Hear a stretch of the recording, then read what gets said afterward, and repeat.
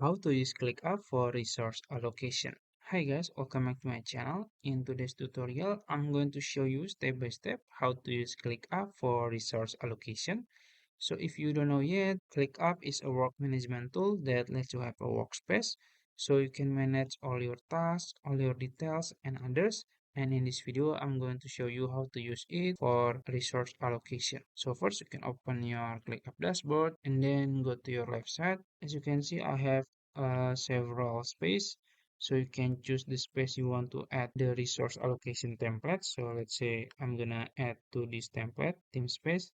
Then you can click plus icon here, and then you can click templates, and it will brings you to the template center. Basically, we're gonna use templates from ClickUp because it will be easier for us. We don't need to create it from scratch. And you can check all of the template type like this. Then go ahead to the search box and type resource allocation, and normally you will find two templates, and then you can just choose whatever you want. So let's say this one. You can see this is the description, and they are the features, the status groups, custom fields, and also the view types. If you think this is good, you can just click use template. But since it's only two templates, let's see the other one.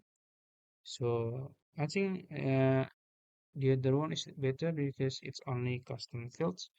So let's try this one. Click use template here, and then you can name it. Let's say resource allocation, just like that.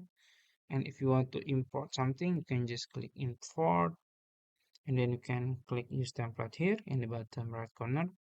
After wait a few seconds, my template has successfully created. As you can see, these are the items in the template. You can click it and then you can modify it. There are some information here. You can modify it, and then I think you can just explore more. You can edit whatever you want.